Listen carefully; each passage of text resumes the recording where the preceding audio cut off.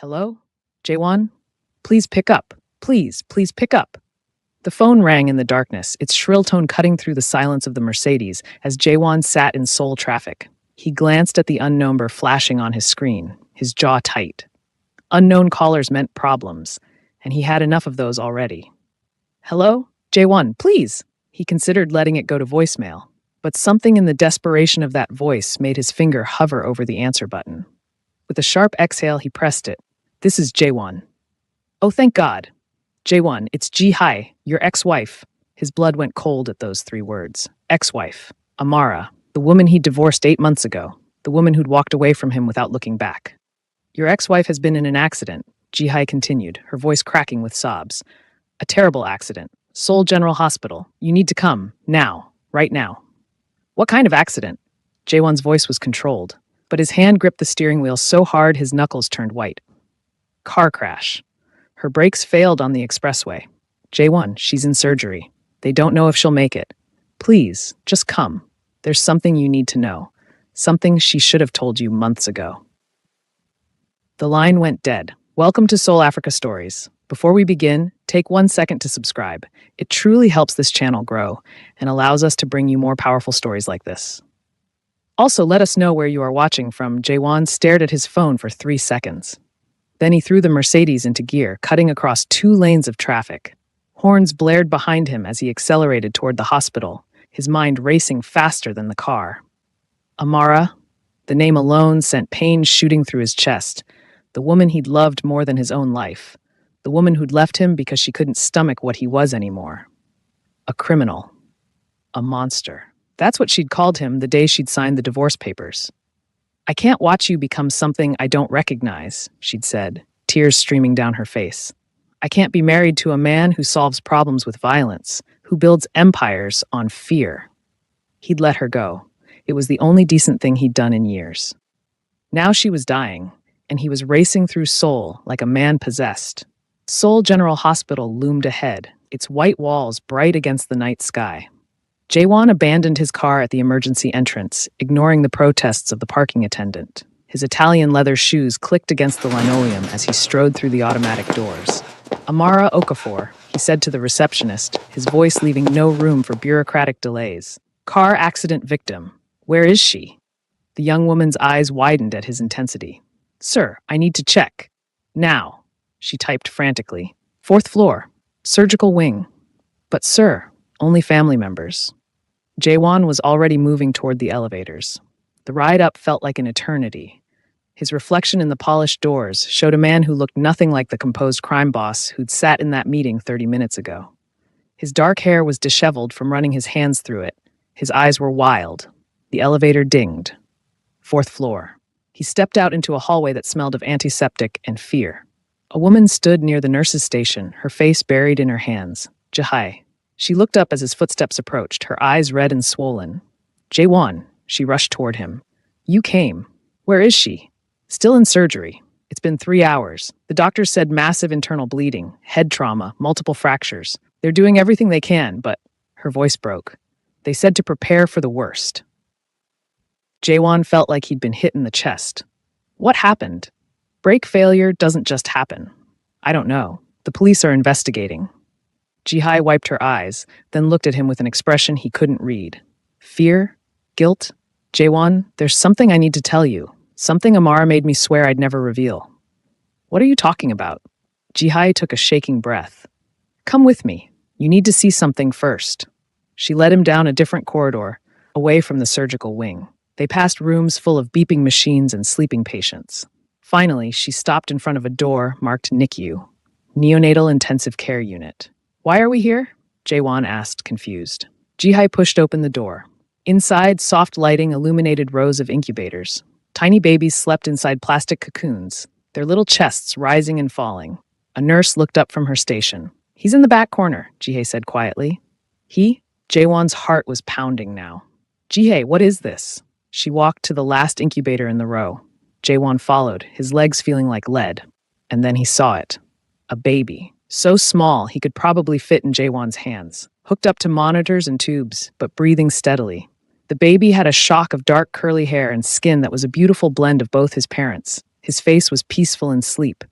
"This is Tae-min," Ji-hye whispered. "He's 2 months old. He was in the car seat when the accident happened. Minor injuries, some bruising, but the doctors say he'll be fine." Jaewon stared at the baby, his mind refusing to process what he was seeing. 2 months old. Yes. Amara was pregnant when we divorced. Yes. The word hung in the air like a bomb. Jaewon's hands started to shake.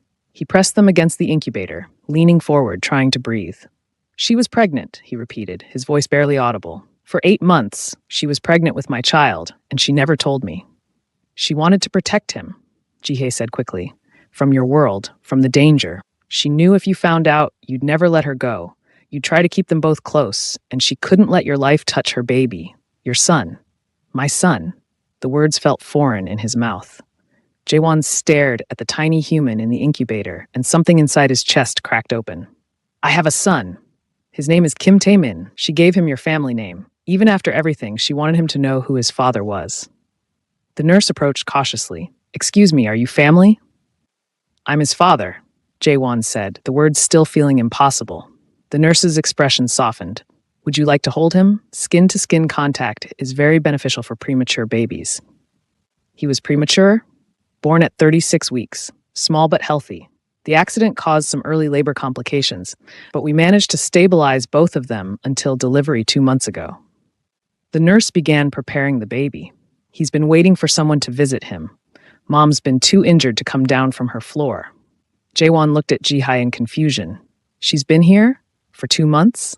"She never left the hospital after he was born," Ji-hye explained. "The delivery was traumatic. She had complications. She's been recovering here, staying close to Tae-min. And then today, she told me she needed to go out, just for an hour, to get some air. She took her car and someone cut her brakes." Jaewon finished, his voice turning cold. "Because brake lines didn't just fail. Not on a car that was barely 2 years old. Not unless someone wanted them to fail." The nurse placed the baby in his arms. Jaewon froze, terrified he'd break this fragile little creature. But then Taemin's eyes opened, dark and unfocused, and looked up at him. The baby made a small sound, then grabbed Jaewon's finger with a grip that was surprisingly strong. Everything stopped. The hospital sounds faded, the fluorescent lights dimmed. There was only this moment, this perfect tiny human who was half him and half the woman he'd loved with everything in him. His son, his child. "Hello, Tae-min," Jaewon whispered, his voice breaking.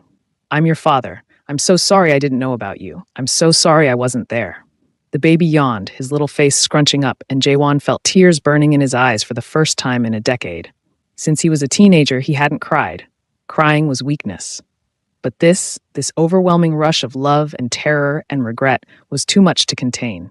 "She didn't tell you because she loves you both," Ji-hye said softly. "She knew you'd change your whole life for this baby, give up everything, and she thought that would destroy you, that you'd resent her, resent him. So she left. She was going to raise him alone, keep him away from your world." "My world," Jaewon repeated bitterly. He looked down at his son, at this innocent life that had come from him. She was right. My world is poison. It's violence and blood and betrayal.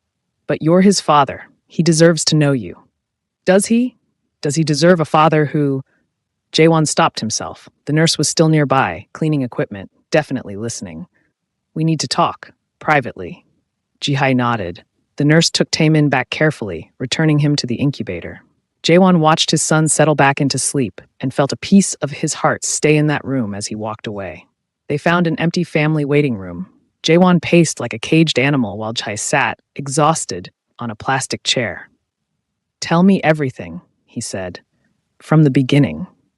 "She found out she was pregnant the day after you signed the divorce papers. She was going to tell you, but then she overheard you on the phone with Tae-sung. You were planning some kind of operation, something violent.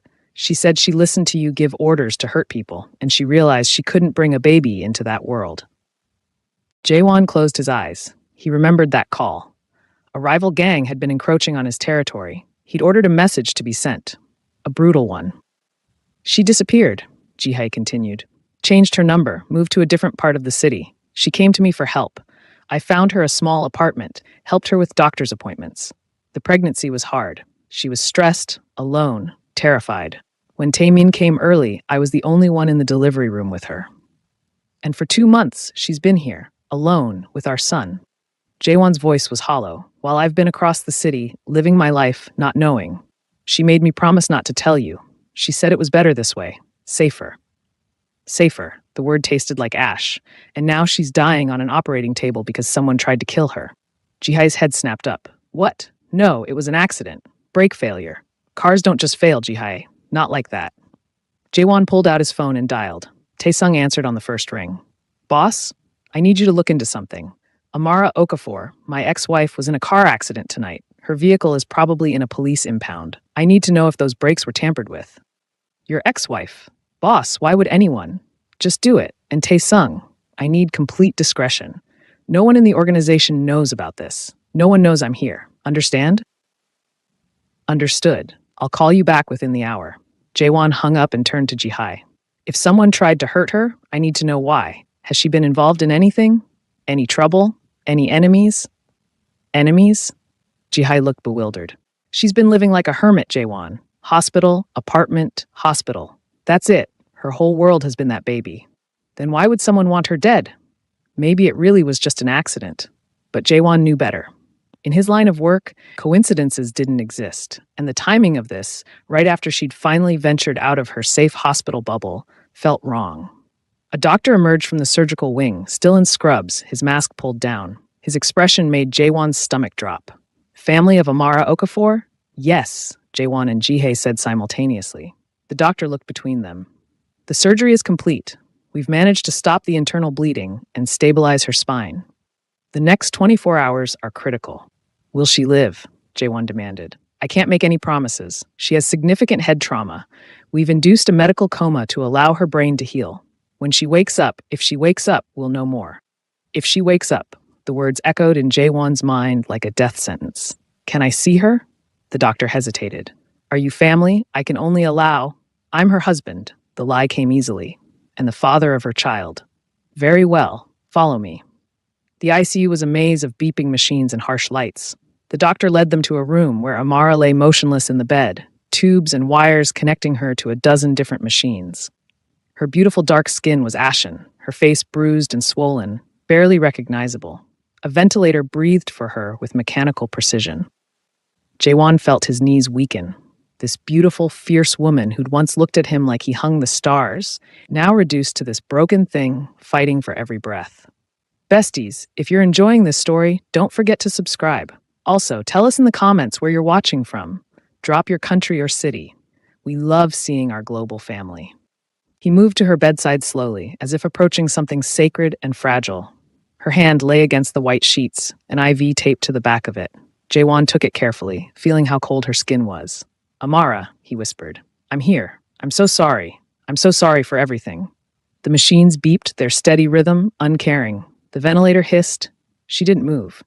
She can't hear you, the doctor said gently from the doorway. You don't know that.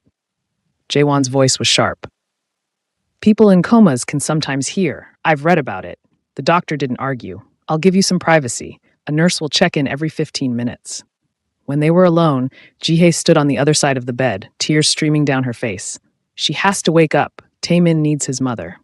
Tell me more, Jaewon said, still holding Amara's hand. Tell me about the pregnancy. About Taemin. Everything I missed. Jihei wiped her eyes and began. She was sick a lot in the first trimester. Morning sickness that lasted all day. She kept working at the international law firm until she couldn't hide it anymore, then told them she needed to take a leave for health reasons.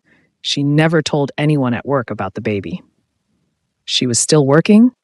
Jaewon's voice rose. Pregnant and alone and still trying to work? She needed the money. The medical bills, the apartment. She's too proud to take help from her family back in Lagos. They didn't approve of her marriage to you. Remember? They warned her about marrying into your world. She couldn't go crawling back to them pregnant and divorced, proving them right. Jaewon felt acid in his throat. While he'd been sitting on millions, his pregnant ex-wife had been struggling to pay rent. Go on. The second trimester was better. She started to show. I took photos for her to remember. She talked to the baby every night in both English and Igbo, telling him stories about her childhood in Nigeria, about her dreams for him. She decided on the name Taemin early. She wanted a name that honored both his heritage, Korean and African. She wanted him to grow up proud of both sides. Did she ever talk about me? Jihei was quiet for a long moment. Every day. She'd wonder what you were doing, if you were safe, if you'd moved on. She cried a lot, Jaewon. She missed you terribly. She'd look at her wedding ring, the one she still kept in a box, and cry. But she was convinced she'd made the right choice. And the birth? Traumatic. She went into labor at 36 weeks. Something about stress triggering it early. I rushed her here, and they did an emergency C-section. Taemin was small but breathing on his own. But Amara hemorrhaged. They had to do a blood transfusion, keep her in intensive care for 3 days. I thought I'd lose her then. Jaewon's grip on her hand tightened. She'd almost died bringing their son into the world, and he'd known nothing about it.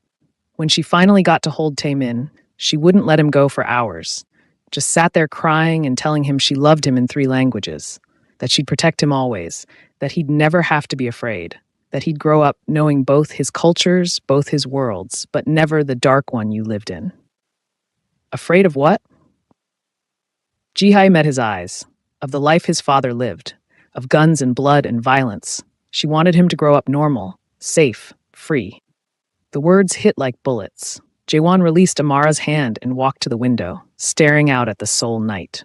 Somewhere in this city, his men were carrying out his orders.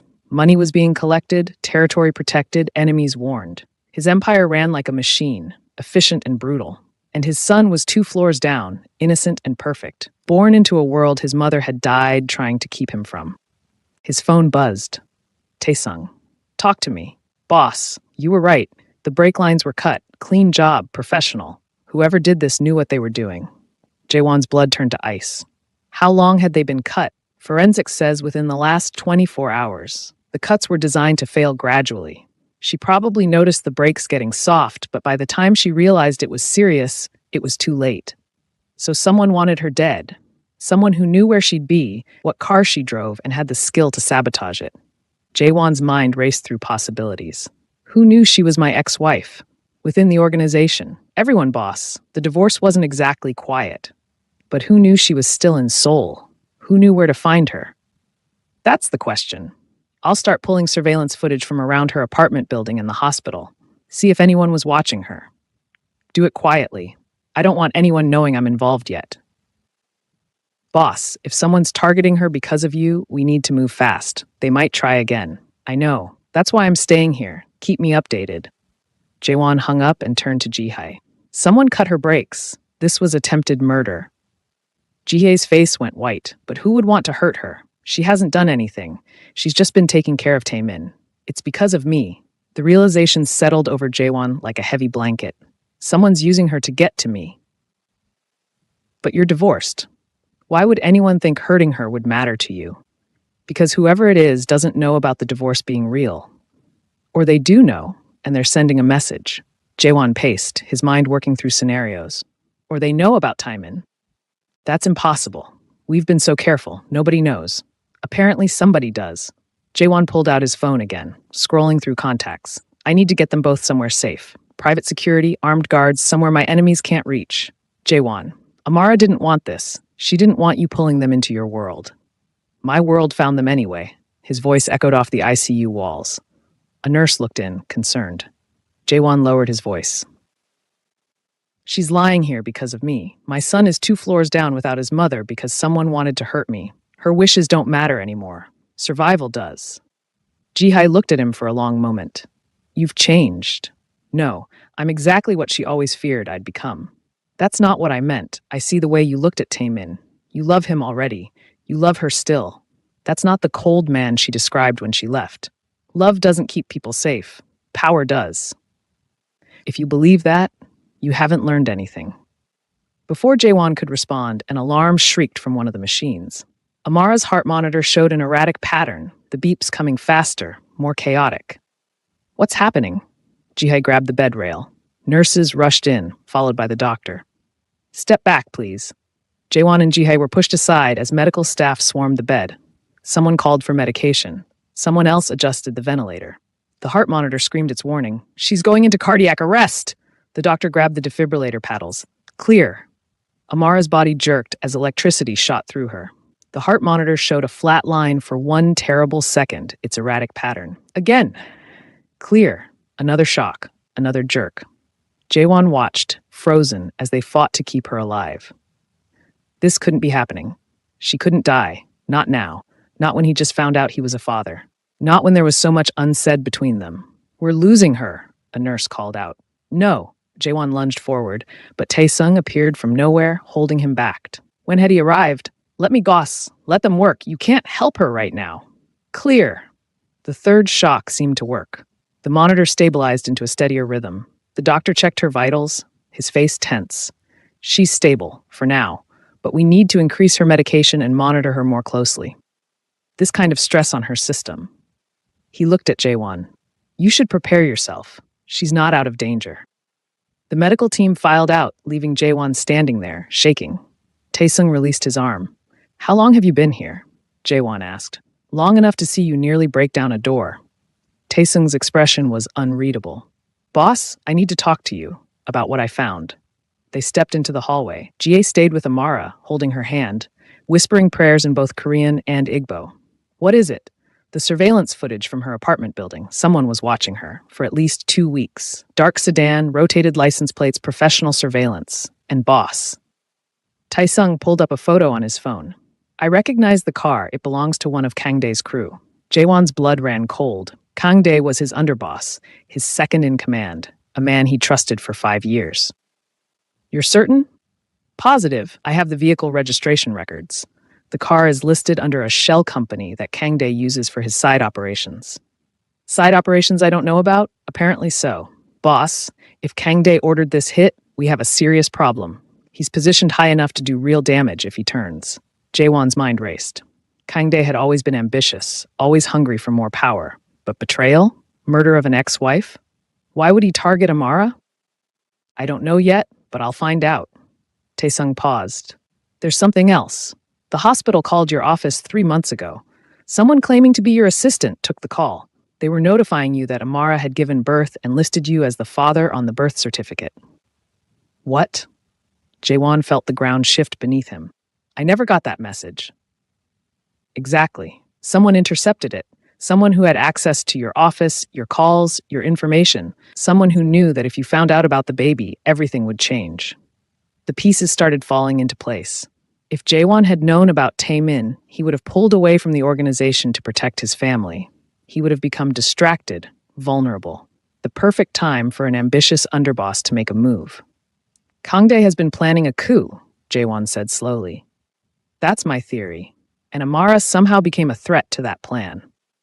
But how? She's been hiding from me for 8 months. She has nothing to do with the organization. Maybe she saw something, heard something. Or maybe Kang Dae is just tying up loose ends before he makes his move. Tae-sung's expression was grim. Boss, if I'm right, Amara and the baby are still in danger, and so are you. Jaewon's phone buzzed again, an unknown number. He answered it cautiously. Mr. Kim. A distorted voice clearly using a modulator. I hear your ex-wife had an unfortunate accident. Who is this? Someone who knows about your little secret. The baby. Tae-min, isn't it? Such a beautiful child. Mixed babies are always so cute. It would be a shame if something happened to him too. Jaewon's vision went red. If you touch my son, I will burn down everything you love and make you watch. Brave words from a man whose empire is already crumbling. You've gone soft, Jaewon. Everyone can see it. You're not the killer you used to be. You're just a man playing pretend while real wolves circle. Tell me your name so I know whose grave to dig. The voice laughed, cold and mechanical. Soon. Very soon. You'll know exactly who I am. But by then, it'll be too late. Enjoy your time with your family while you can. The line went dead. Jaewon stood frozen, the phone clenched in his fist. Tae-sung watched him carefully. Boss, get every man we trust. Not the full organization. Just the ones we know are loyal. Pull them in tonight. Jaewon's voice was ice. And get security on this hospital. Armed guards on both Amara's room and the NICU. Nobody gets near my family without going through a wall of bullets first. On it. Tae-sung started making calls. Jaewon returned to Amara's room. Ji-hai looked up, her eyes red. Is everything okay? No, nothing is okay. Jaewon sat beside the bed again, taking Amara's cold hand. But I'm going to fix it. I promise you, Amara. I'm going to protect our son. I'm going to find out who did this. And I'm going to make them pay.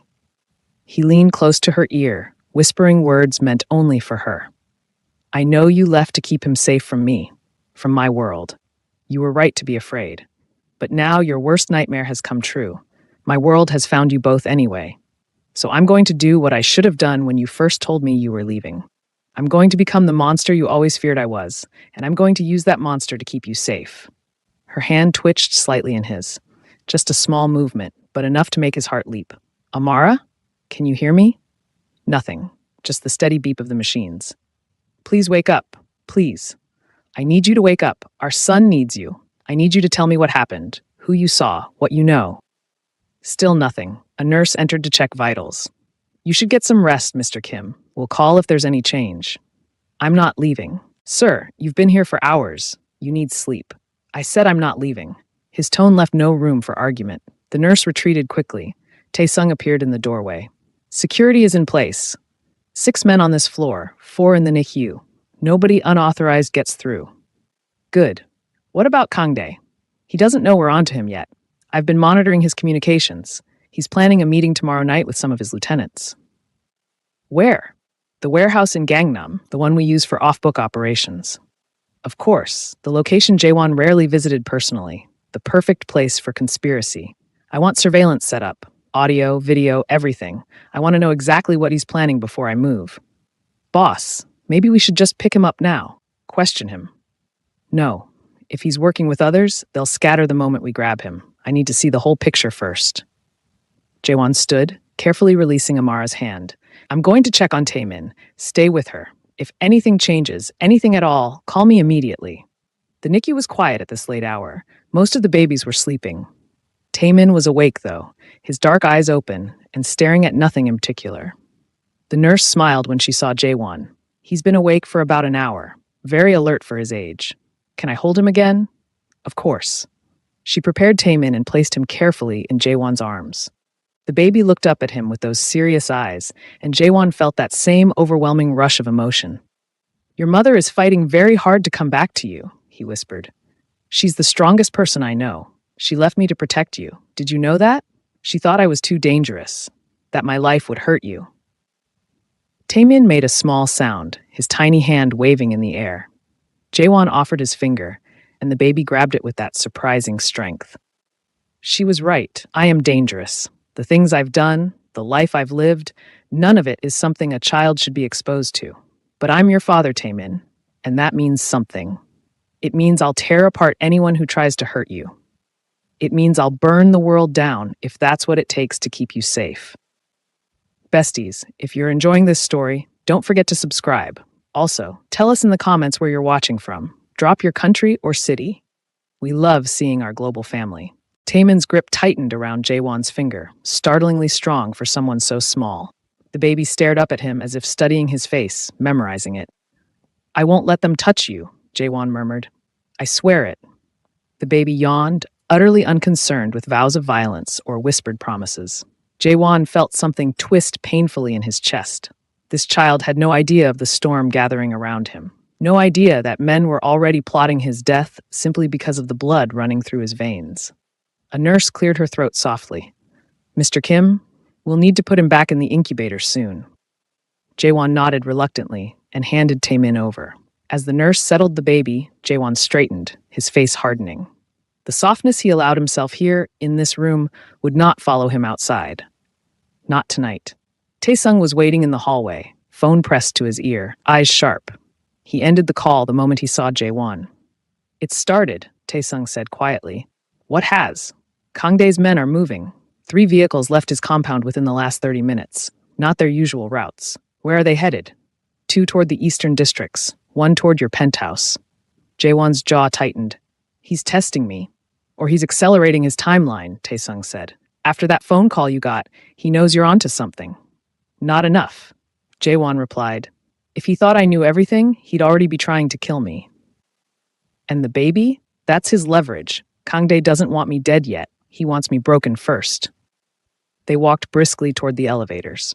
Armed security lined the corridor now, men Jaewon trusted with his life. The hospital had become a fortress, but fortresses could fall.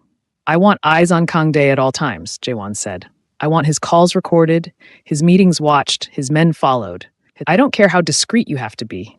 Tae-sung nodded. already in motion. They reached the elevator. Jaewon paused, glancing back toward Amara's room. Through the glass, he could see Ji-hae seated beside the bed, holding Amara's hand, whispering softly in Igbo. "I won't be long," Jaewon said, more to himself than to Taesung. The penthouse felt different when Jaewon returned. Not quiet, it was never quiet, but tense in a way he hadn't felt before. The guards were alert, weapons visible.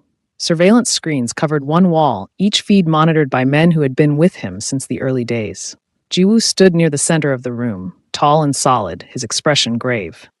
"Boss," he said, "security breach attempt 10 minutes ago. Exterior cameras picked up 2 men across the street pretending to be maintenance workers. We scared them off." "Good," Jaewon said. "Did they see Taemin?" "No. We kept him in the inner safe room the entire time." Jaewon exhaled slowly. "That's where he stays, no exceptions." Jiwoo inclined his head. "With my life." Jaewon trusted that statement without question. Taesung joined them, pulling up a map on a tablet. "Kangdae is meeting tonight, midnight, warehouse in Gangnam." Jaewon's eyes darkened. "Who's attending?" "5 lieutenants. 2 I recognize as loyal to him. The others are uncertain." "That warehouse," Jaewon said slowly. "I stopped using it personally 2 years ago." "Exactly. He thinks it's off your radar." "Nothing is off my radar," Jaewon replied. "I just choose when to look." He turned to Jiwoo. "You stay here. No matter what you hear, no matter who calls, you do not leave Taemin." "What if they attack again?" "They will," Jaewon said calmly. "That's why you'll be ready." Jiwoo's hand rested lightly near his weapon. "I won't fail you." Jaewon placed a hand on his shoulder. "I know." The warehouse smelled like oil and rust and old secrets and matters. Jaewon watched from the shadows of an adjacent building as Kangdae arrived. The man stepped out of his car smoothly, impeccably dressed, confidence radiating from every movement. To anyone watching, he looked like a loyal lieutenant attending routine business. To Jaewon, he looked like a dead man walking. Audio crackled softly through the earpiece in Jaewon's ear as Kangdae's voice filled the channel. "He's distracted," Kangdae was saying. "The woman, the baby, he's lost his edge." A chorus of murmurs followed. "One of you intercepted the hospital call," Kangdae continued. "Good work. If he'd known about the child earlier, things would have been more complicated." Jaewon felt a surge of cold fury. So it was true. Kangdae hadn't just ordered the hit, he'd been manipulating events for months. "He still has loyalists," another man said. "Taesung especially." Kangdae scoffed. "Taesung follows strength. When he sees who really holds power, he'll fall in line." Jaewon's lips curved into a humorless smile. "You underestimate Taesung," another voice said. "But that won't matter soon. Once the African woman dies, Jaewon will lose control completely. Grief makes men sloppy." "And the baby?" someone asked, a pause. "We take him," Kangdae said. "Alive, if possible. Dead, if necessary." The words echoed in Jaewon's skull, each one carving itself deeper. "That mixed-blood child is my insurance," Kangdae continued. "Jaewon won't move against us if his son's life is in our hands. And if he does, well, it's not like the boy is pure Korean anyway. No great loss." Jaewon's jaw clenched so hard he thought his teeth might crack. "You've already lost, Kangdae. You just don't know it yet." The hospital alarms began just after 1 in the morning. Jaewon was halfway back to the city when Taesung's voice cut through his thoughts. "Boss, Amara's crashing." "What?" Jaewon gripped the steering wheel. "I'm 5 minutes out. Her heart rate is dropping fast. They're calling a code. I'm on my way." At the same moment, another call came in. Jiwoo. "Boss," Jiwoo said, breathing hard. "We've got movement. Power just cut on the east side. I count at least 6 armed men." "Lock down," Jaewon ordered. "Get Taemin into the panic room." "Already moving." Gunfire crackled faintly through the phone. Jaewon's chest constricted. "Jiwoo, I've got him," Jiwoo said. "I won't let them through." The line went dead. Jaewon slammed the accelerator. The hospital hallway was chaos when Jaewon burst through the doors. Doctors and nurses moved with frantic urgency. The shrill tone of a flatline pierced the air. "No," Jaewon whispered. He skidded to a halt outside Amara's room just as a nurse blocked his path. "Sir, you can't. I'm her husband," he said, his voice like steel. "Move." The nurse hesitated, then stepped aside. Inside, Amara lay motionless as doctors worked over her. The defibrillator paddles hovered over her chest. Clear. Her body jerked violently. Nothing. Again, another shock. Still nothing. Jaewon felt the world tilt. "Come on," he whispered fiercely. "Don't you dare leave him. Don't you dare leave us." Clear. The monitor flickered. A heartbeat. Then another. The doctor let out a breath. "We have a rhythm." Jaewon sagged against the wall, his knees nearly giving out. She's alive? He asked hoarsely. For now, the doctor said, but she's critically weak. The next few hours will determine everything. Jaewon nodded numbly. His phone vibrated. Taesung, talk to me. Penthouse was hit, Taesung said. Jiwoo took a bullet but held them off. 3 attackers dead, 1 captured. Taemin is safe. Jaewon closed his eyes, relief flooding through him. Where's Jiwoo? En route to surgery, he kept asking if the baby was okay. Wouldn't let the medics touch him until he knew Taemin was secure. Jaewon swallowed hard. He'll be taken care of, for life. Everything he needs, his family needs, I'll provide it. Boss, Taesung added quietly. The captured man is talking. I'll be there. Jihye appeared in the hallway, her face streaked with tears. Is she? She's alive, Jaewon said. Barely, but alive. Jihye collapsed against the wall in relief. Thank God, thank God. Stay with her, Jaewon said. I have something I need to handle, but I'll be back. Where are you going? To end this. The interrogation room was cold, concrete walls closing in around the single chair bolted to the floor. The man sitting there was bleeding, terrified, and very young. He looked up when Jaewon entered, recognition dawning instantly. You're the boss, the man whispered. Yes, Jaewon said. And you came into my home. You pointed a gun at my son. The man started shaking. I didn't know it was a baby. I swear. You knew, Jaewon cut in. You just didn't care. Jaewon pulled a chair close and sat, his gaze unwavering. Who sent you? Kang Dae, the man sobbed. He said you were distracted, weak. He said this was the moment to move, that you'd gone soft over some foreign woman and a bastard kid. Jaewon's expression didn't change, but something deadly flickered in his eyes. How many are with him? I don't know exactly. A lot. He's been paying people quietly for months, setting things up, building alliances with rival organizations. He promised them shares of your territory once you were gone. Names, Jaewon said softly. The man rattled them off, voice breaking, desperate to live. When he was done, Jaewon stood. Take him away, he told Taesung. Make sure the police find him alive, with a full confession. I want Kang Dae's corruption on record. Taesung hesitated. Police? Yes, Jaewon said. It's time. I'm done with this life, but I'm going to burn it all down properly before I walk away. Back at the hospital, Jaewon sat beside Amara's bed as dawn broke through the window. Her hand was still cold in his, but her heart monitor beeped steadily now. Jihye had gone home to rest, leaving him alone with his unconscious ex-wife. I heard what Kang Dae said about Taemin, Jaewon said quietly. About him being mixed. About him not mattering because he's not pure Korean. I want you to know something, Amara. That boy is perfect. He's perfect because he's ours. Because he has your strength and your beauty and your fierce heart. And yes, because he has both our worlds in him. He paused, his thumb brushing across her knuckles. I used to think I knew what strength was. I thought it was power, control, fear. But watching you fight to stay alive, watching you sacrifice everything to protect our son, I realized I didn't know anything. You're stronger than I ever was, and Taemin will be too. The door opened softly. Taesung entered. Boss, everything's in place. The prosecutor has the evidence. Kang Dae's men are being rounded up, and Kang Dae himself just got the message that Amara woke up and talked. Jaewon stood. Where is he now? On his way here. He thinks he can finish what he started before the police arrive. Jaewon's expression was cold. Good. Let him come. Jaewon stood alone in the hospital parking garage an hour later, staring at his reflection in the dark windshield of his car. His phone buzzed with a message from Taesung. The bait is set. Kang Dae believes Amara woke up and talked. He's on his way. ETA 5 minutes. Jaewon straightened his jacket and checked his weapon one last time. Let's finish this, he murmured. The parking garage smelled of oil and damp concrete. Fluorescent lights flickered overhead, casting long, broken shadows across the empty levels. Jaewon stood perfectly still between 2 pillars, his breathing slow, controlled.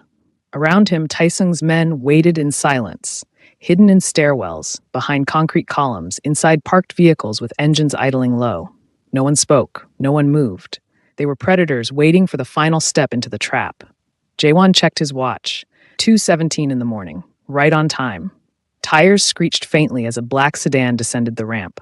The sound echoed through the garage, sharp and impatient. The car stopped abruptly several spaces away. The engine cut. Kang Dae stepped out. He looked around cautiously, hand near his jacket, eyes sharp. Confidence still radiated from him, but something else lurked beneath it now, unease. Fear, maybe? He had come alone, despite the danger. That told Jaewon everything. Kangdae thought this was his last chance to control the situation. You shouldn't have come, Jaewon said, stepping into the light. Kangdae froze. Then he laughed, a short, incredulous sound. So it's true, you're here yourself. I told you I'd be waiting, Jaewon replied calmly. Kangdae's eyes darted around the garage. Where is she? Safe, Jaewon said, and talking. Kangdae's jaw tightened. You're bluffing. Am I? Jaewon took another step forward. You always underestimated her. You thought she was just a liability, a weakness, some foreign woman who didn't belong in our world. She was, Kangdae snapped. She made you soft. She made you careless. You married beneath you, beneath our culture, and look where it got you. No, Jaewon said, his voice deadly quiet. She made me human, and that's something you've never understood. Kangdae's hand slipped fully inside his jacket. Don't, Jaewon warned. Too late. Kangdae drew his gun, and the lights snapped on. Red and blue flooded the garage. Sirens wailed. Armed police poured in from every entrance, weapons raised, shouting commands. Drop the weapon now! Kangdae spun, disbelief flooding his face. You called the police? I warned you, Jaewon said quietly. You tried to kill my family. Kangdae laughed again, but this time it was frantic. You think this ends things? You think turning me in makes you clean? You're worse than me. You're betraying your own blood. You stopped being my family the moment you aimed a gun at my son. Police tackled Kangdae to the ground, wrenching the weapon from his grip. He screamed as cuffs snapped around his wrists. As they dragged him past, Kangdae twisted his head toward Jaewon, eyes blazing. The life never lets you go, he spat. You'll never be free. Jaewon leaned in close, his voice low enough that only Kangdae could hear. Watch me. Amara woke slowly. At first, there was only darkness, then sound, a rhythmic beeping, the soft hiss of machines, the dull ache spreading through her chest and head. She tried to move. Pain answered. Easy, a familiar voice said, trembling. Don't move. Her eyes fluttered open. Jaewon. He was sitting beside her bed, his face drawn, eyes red-rimmed with exhaustion and something dangerously close to tears. Jae-won, she whispered. He exhaled sharply, like he'd been holding his breath for days. You're awake. She frowned slightly, trying to focus. The baby. He's safe, Jaewon said immediately. Taemin is safe. Her eyes filled instantly. You know about him. I know everything, he said softly. And I'm so sorry. I'm sorry I wasn't there. I'm sorry you went through it alone. She managed a weak smile through her tears. I was trying to protect him. I know, Jaewon whispered. And you were right, about everything. About me, about my world, about the danger. Tears slipped down her temples into her hair. I didn't want him to grow up afraid. I didn't want him to see what I saw in you, the violence, the coldness. I wanted him to know peace. He will, Jaewon said firmly. I promise you, Amara, he will. She looked at him carefully, her artist's eye seeing details others might miss. You look different. I am different, he said. I had to become someone else to protect him, to protect you. A doctor stepped quietly into the room, checking monitors, smiling in surprise. Well, would you look at that? Welcome back, Miss Okafor. You gave us quite a scare. Am I going to be okay? Amara asked. You've got a long recovery ahead, the doctor replied. But you're stable. Your vitals are improving. That's a miracle, given everything you went through. The doctor left them alone again. Amara swallowed, her throat dry. What happens now? Jaewon reached for her hand, holding it carefully, as if it were something precious and fragile. I ended it. She stiffened slightly. Ended what? All of it, he said. The organization, the deals, the violence. I turned over everything. Evidence, accounts, names, locations. Kangdae is in custody, his network too. Everyone who came after you, everyone who threatened Taemin, they're all finished. Her eyes widened. Jaewon, you can't just walk away from that life. They'll come after you. They can't, he said. I made a deal with the prosecutor, full immunity for both of us in exchange for everything. I testified. I gave them enough to dismantle 3 major organizations. It's over. She searched his face, disbelief slowly giving way to something else. Hope, fragile and tentative. You did this for us? For Taemin, he said, and for you. You left to save him from my world. Now I'm leaving that world to be with you both, if you'll have me. Her grip tightened weakly around his fingers. I never stopped loving you, Jaewon. Even when I hated what you'd become, I never stopped. His voice broke. Neither did I. Not for a single day. Can I see him? Amara whispered. Can I see our son? Jaewon smiled, the first genuine smile she'd seen in years. They're bringing him up now. Jiwoo survived. The bullet had missed anything vital, lodging in the muscle of his shoulder instead of his lung. When Jaewon visited him in recovery, Jiwoo tried to sit up and failed, grinning despite the pain. "Baby okay?" Jiwoo asked immediately, his first words. "Perfect," Jaewon replied. "Because of you." Jiwoo nodded once, satisfied. "Worth it, every second. You'll never have to work another day in your life," Jaewon told him. "Your family will be taken care of. I've set up accounts for your children's education, your wife's medical expenses, everything." Jiwoo shook his head faintly. "Just promise me something." "What?" "Let him grow up normal. Let him play soccer and go to school and have friends and never know what a gun feels like in his hands. Let him be a kid." Jaewon smiled, his throat tight. "That's the plan. That's the only plan." The days that followed were quiet, unnervingly so for a man who'd lived in constant noise and danger. Investigations unfolded, arrests were made. Headlines whispered rumors of a fallen empire without ever naming him directly. Jaewon signed documents, met prosecutors, handed over keys to a life he no longer wanted. When Amara was strong enough, Jaewon wheeled her through the hospital corridors, Taemin bundled against her chest. She held him like she'd never let go, whispering to him in Igbo, telling him stories of his grandmother's village, of red earth and palm trees and family he'd meet someday. Nurses smiled as they passed. No one recognized them. No one knew the woman in the wheelchair had nearly died, or that the man pushing her had once ruled Seoul's underworld. For the first time in years, Jaewon was just a man pushing his family forward. Taesung visited one afternoon, wearing jeans instead of his usual sharp suit. "It's done," he said. "The last assets are liquidated. The accounts are closed. The rest, gone, like it never existed." "And you?" Jaewon asked. Taesung smiled, something peaceful in his expression. "I found a place, small restaurant in Busan. Nothing fancy, just good food and honest work." Jaewon laughed softly.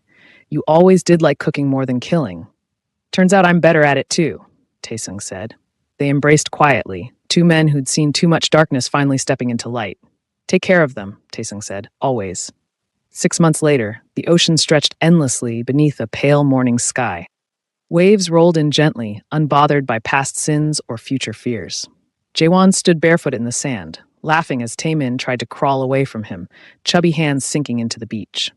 The baby was 8 months old now, strong and healthy, his dark curls catching the sunlight, his skin a beautiful blend of his parents'.